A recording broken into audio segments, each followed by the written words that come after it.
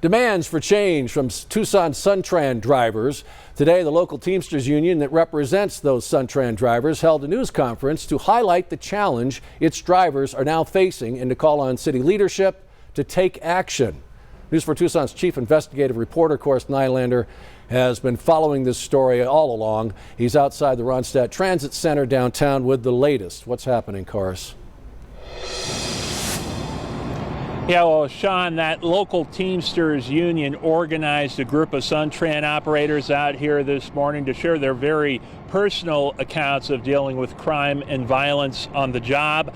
The timing of this comes just 2 days before the Tucson City Council is set to take up this very issue and potentially create a safety plan for the transit system.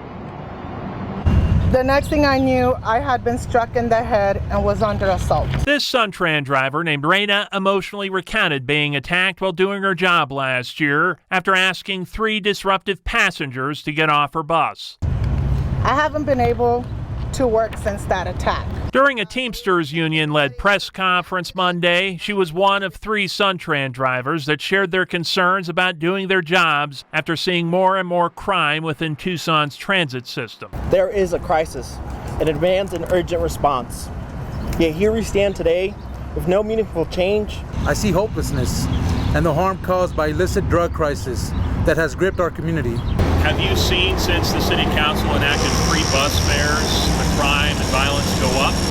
So it has gone up. On Wednesday, the Tucson City Council will discuss safety issues impacting Tran. City leadership at the council's request in August reviewed safety impacts and returned this memo. It paints a concerning picture. Through May this year, it states hired security has responded to over 15,000 incidents, mostly involving drugs, trespassing, and disorderly conduct. An employee and passenger survey returned a common recommendation to reinstate bus fares, as well as other things like more police presence at bus stops. When we asked for an interview with Tran managers, they sent us a statement downplaying the problem, saying, quote, "We serve more than 50,000 riders daily and travel over 7.4 million miles each year. Incidents across our system, whether at bus stops, transit centers, or on board, remain extremely rare, occurring in less than 1% of all service interactions." I do ride a Tran bus because of the fact that it is free transportation. Joseph Bailey Jr. is a disabled veteran that has relied on the bus for 13 years. But he feels crime has been getting worse. If more security isn't provided, he feels drivers should be given the means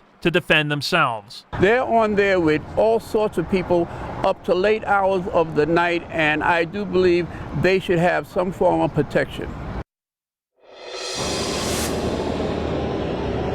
And we're going to be at that City Council meeting on Wednesday. It starts at 2 o'clock. We'll update you on any actions taken around the safety of the transit system.